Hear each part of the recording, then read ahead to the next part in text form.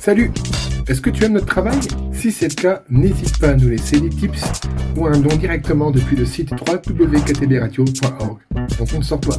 Merci beaucoup et bonne écoute. KTB Radio, la radio du peuple. Vous écoutez l'émission Balance ton film.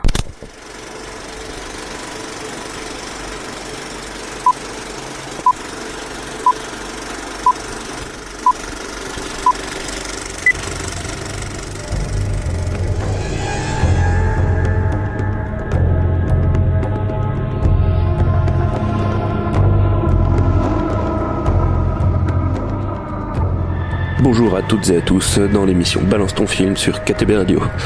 Je suis Narsal Harivic, c'est un pseudo, je le précise, et je vais aujourd'hui vous parler du film 300, avec 3 parties. La première partie où je vais vous présenter, vous résumer l'intrigue principale du film, une deuxième partie où vous aurez mon ressenti principal, et enfin une petite conclusion pour conclure.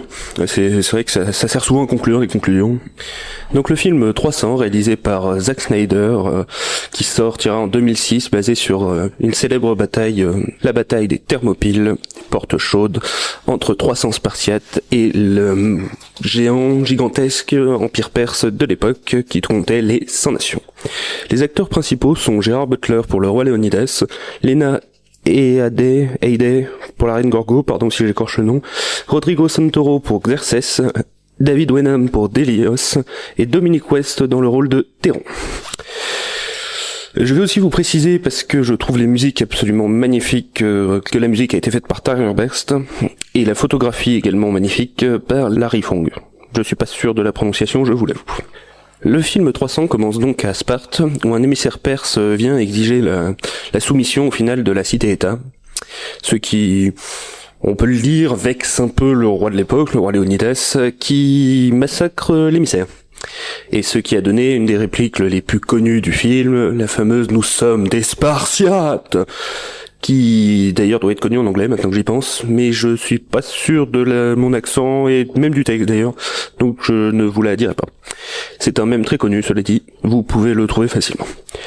Une fois cet affront fait, le roi Léonidas décide d'aller chercher auprès des efforts le droit de partir en guerre contre les Perses, car à cette époque, il est interdit de vexer les dieux, et seuls les dieux peuvent autoriser une guerre. Mais malheureusement, les efforts ont été soudoyés par Lord Perse et refusent à Léonidas cette permission. Ce dernier va donc aller en simple promenade avec 300 hommes pour sa garde personnelle, parce que voilà, un roi qui se balade, ça doit avoir une petite garde quand même, dans la direction du nord, qui est tout à fait par hasard la direction des Thermopyles, les portes chaudes où se passera l'essentiel de la bataille. Ils arrivent à s'installer, tuent les quelques éclaireurs perses qui sont là, comme ça, là, vite fait, hein, ça leur permet d'avoir un petit mortier pour le mur. Et ensuite arrivent les 100 nations de l'Empire perse. Les premières batailles se déroulent sans aucun problème pour les Spartiates, qui massacrent absolument sans difficulté les soldats envoyés par le roi Xerxès, jusqu'à ce que ce dernier, vexé par une pique de Léonidas qu'il a rencontré personnellement, envoie les Immortels, les meilleurs guerriers de l'Empire perse. La bataille dure, on voit plusieurs personnes, les Spartiates sont notamment rejoints par le roi Daxos, qui est un Arcadien, et celui-ci a emmené une bonne partie de ses troupes, mais les Spartiates se moquent un peu car les soldats ont pour métier potier, sculpteur, boulanger, tout ça, donc alors que les Spartiates, leur métier c'est d'être des Spartiates, donc ils se foutent un peu de la gueule de leur allié. Bon, c'est pas méchant, hein, voilà, c'est des petites taquineries de l'époque. La bataille se termine par la mort des 300 Spartiates qui sont tombés pour la liberté de la Grèce tout entière. On pourrait dire que je spoil un peu le film là, mais en fait je trouve personnellement que c'est pas tellement l'intrigue principale qui est l'intérêt du film, parce qu'elle est assez simple au final, c'est simplement une bataille. C'est une bataille qui en plus est très connue dans l'histoire, les 100 nations de l'Empire perse contre les 300 Spartiates. Beaucoup de gens en ont au moins entendu parler. Du coup, je dirais que l'intérêt principal de ce film, ça va être la photographie et la musique. Vous voyez, on a des couleurs très sobres, par exemple, ça va souvent être un marron assez clair, ou un gris, ou au contraire, on va être très foncé. Sauf une chose, les jets de sang. Les jets de sang sont d'un rouge très vif, très pétant, qui te saute aux yeux, justement, et à mon avis c'était le but. À chaque impact, et tu ressens l'impact, au final, tu te dis, voilà, cette frappe, elle était puissante, tu l'as sentie, avec une voix de narrateur qui souligne tous les instants forts de la bataille, et qui permet, au final, tu comprends que le narrateur était dans cette bataille, qu'il a dû la fuir, entre guillemets, pour que la Grèce sache que 300 hommes sont tombés pour la liberté tout entière. Et il a dû partir, il ne le voulait pas, tu sentais qu'il aurait préféré rester avec ses frères et mourir à cet endroit, et ça ne sera pas le cas. On a cette histoire d'un homme qui a dû renoncer à ce qu'il voulait le plus au monde pour l'intérêt général, au final, c'est presque ça, et tout au long de ce film, on voit 300 hommes, d'ailleurs à mon avis il y en a un peu moins, parce que sur certaines images quand même on voit un petit peu au fond les images figées. Mais bon, c'est sorti en 2006, c'est pas choquant franchement. Je ne saurais pas juger les effets spéciaux s'il y en a, parce que j'ai aucune connaissance, j'avoue ne jamais avoir su comment se faisaient les FX et ne m'être jamais intéressé. On a des trucs intéressants, on a une scène notamment avec des éléphants qui est particulièrement classe, on a une scène avec un rhinocéros que j'aime beaucoup aussi. Et puis on a une des scènes les plus magnifiques du film que je ne spoilerai pas parce que là en l'occurrence ça serait vraiment pas beau, mais qui implique une mort encore plus importante que toutes celles des autres, alors qu'ils le disent, ils sont tous frères et chacune de leurs pertes est un couteau dans le cœur au final. Les Spartiates se battent avec un courage incommensurable, et même quand ils se retrouvent face à la mort, parce que je vous dis, la fin de la bataille, ils vont mourir, ils le savent dès le début, parce qu'ils sont 300 contre un empire de 100 nations qui doit avoir, je sais même pas exactement, faudrait se renseigner, mais même si, disons, chaque nation a fourni 1000 soldats, ce qui n'est pas mal, ils sont face à 100 000 hommes. 100 000 contre 300, ils sont quand même globalement dans la merde, hein. Même s'ils ont but de 50 000, ce qui paraît pas problème, hein, il faut le reconnaître, ils vont perdre. Mais même à ce moment-là, même quand ils sont devant cette mort, le roi Léonidas a encore le courage de faire en sorte que toute la Grèce se soulève en apprenant qu'un de leurs rois a été assassiné, sans justification, entre guillemets, la mythe ça se discute, mais par l'Empire perse. Chacun de ces hommes est mort pour la liberté grecque, et on le ressent tout au long du film, et le film a été fait pour ça, la photographie, tu le sens, est faite pour ça, les musiques, je vous le redis, sont faites par Tyler West et sont magnifiques, et faites pour ça, et la photographie par Larry Fong est faite pour ça. Ça se voit, on le sent. Un truc que je trouve intéressant en fait avec ce film, c'est que le scénario au final est très simple, il n'y a rien de très compliqué, il n'y a pas de sauvetage, ce n'est pas comme Le Seigneur des Anneaux par exemple qui va se passer sur 3 films, enfin d'abord sur 3 livres, mais parce que c'est simple, c'est une bataille, mais c'est pas facile, c'est pas mauvais. Voilà, ils avaient une base sur laquelle ils sont partis et ils ont sublimé cette base qui est absolument magnifique. La suite, entre guillemets, parce que ça se passe chronologiquement, c'est plus ou moins en parallèle, 300, la naissance de l'Empire, je crois, Rise of the Empire en anglais.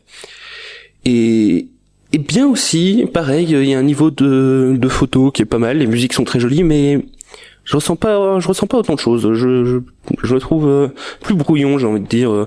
Il y a des scènes au milieu, il y a des scènes de sexe qui, je trouve, n'ont aucun intérêt, par exemple. J'ai envie de dire, mais dégagez, là, on n'est pas en train de regarder un porno, merde. Mais bon, ça y est, faut l'accepter, hein. J'ai envie de dire, de toute façon, on n'a pas tellement le choix, hein. Le film, il a été fait, après on le regarde pas, mais il est quand même intéressant à regarder, hein. Même le 2. Et c'est intéressant de le regarder d'ailleurs parce qu'on comprend mieux ce qui se passe dans le 300 de base. On comprend que cette bataille là est finalement extrêmement importante parce qu'ils gagnent suffisamment de temps pour que les Athéniens, qui sont les héros entre guillemets du deuxième film, puissent se battre, et surtout pour que la Grèce entière se soulève, ce que l'on voit à la fin du film. C'est absolument magnifique déjà.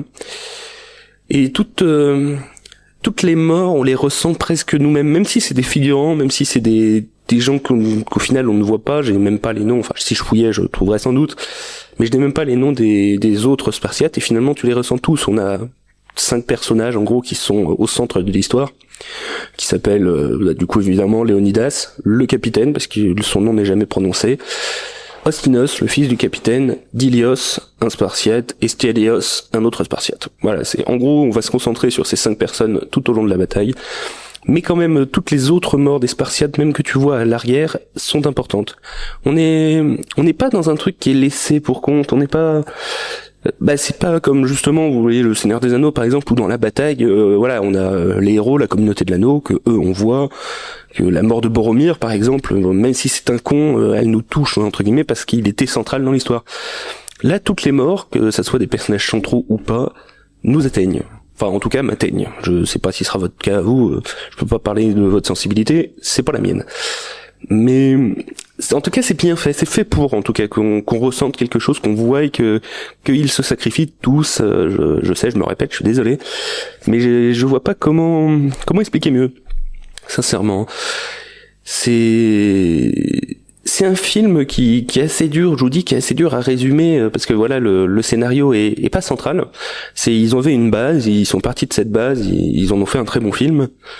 Mais c'est un film qui est à voir, qui est pas expliqué, parce que voilà, c'est l'image, c'est le son, c'est le rythme aussi, qui fait que le film est bon. Je suis allé voir la note du film d'ailleurs sur IMDb par curiosité, et elle est de 7,6 sur 10. C'est quand même plutôt une bonne note. La plupart des films que j'apprécie d'ailleurs sont entre 7 et 8. C'est finalement assez haut, même s'il y en a beaucoup qui sont très en dessous aussi. Peut-être parce que j'ai des goûts de merde, ouais, c'est possible, je saurais pas vous dire. Après, il y a certains films aussi qu'on regarde, je pense qu'on est tous pareils, certains films qui sont pas bons mais qu'on regarde parce que voilà, ils nous ont plu à un moment, ou parce que c'est un film qu'on veut se mettre en fond sonore quand on joue à la console, ou qu'on est en train de lire un bouquin, ou quand on est vous voyez la petite émission qu'on regarde en mangeant le midi, mais voilà, qui est pas forcément très intéressante, mais qu'on se met en fond.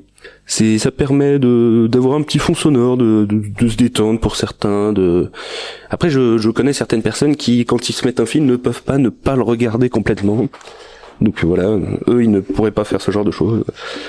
Alors j'ai un peu digressé du film 300 finalement, mais c'est vrai, je vous dis, j'ai du mal à le résumer. Je pourrais vous résumer toutes les batailles, mais déjà, je pense que ce serait pas très intéressant à entendre. Et puis ça serait dommage de, là, littéralement tout spoiler. Je vous ai dit la mort des Spartiates à la fin, parce que tu comprends dès le début du film qu'ils vont mourir, que c'est leur but de mourir. Donc c'est pour ça que je considère que c'est pas réellement un spoil. Mais voilà, je vais vous faire une petite conclusion maintenant. L'émission est très très courte, je pensais pas qu'elle le serait autant. Mais voilà, du coup en conclusion, je vous dirais film très très beau, avec des belles musiques, scénario simple mais pas simpliste justement. Ils ont pris ce qu'il fallait pour faire un bon film, et allez le regarder. Sincèrement, allez le regarder, c'est très beau. C'est un film qui peut parler, je pense, à beaucoup de gens, et qui reste un film d'action. J'ai pas envie de dire classique parce que ça serait pas vrai, c'est plutôt même épique comme action, je trouve. Mais voilà, allez le regarder, faites-vous plaisir. Zack Snyder est un grand réalisateur, je pense que je prends pas trop de risques. Tyler Bates a fait un boulot phénoménal sur les musiques. Je ne le connaissais pas avant le film 300, donc j'avoue ne pas savoir ce qu'il a fait. Et la photographie est aussi excellente par Larry Fong. Voilà, ces 3 personnes ont tout donné pour nous faire un très bon film. Les acteurs aussi, hein, Gerard Butler, tous ceux que je vous ai cités tout à l'heure, parce qu'excusez-moi, j'ai oublié de les renoter ici. C'est beau. Ils ont fait un taf absolument phénoménal. Il y a encore quelques trucs que je ne vous ai pas résumés pour justement éviter de vous spoiler, donc voilà, vous avez encore de l'histoire à découvrir, je vous rassure. Et j'ai qu'une chose à dire, foncez voir ce film. Je vous laisse sur une petite musique qui vient du film League of Legends et qui s'appelle Warriors. Salut à toutes et à tous, et passez une bonne fin de journée, de matinée ou quoi que ce soit, je ne sais pas quand vous écoutez l'émission. Au revoir à toutes et à tous.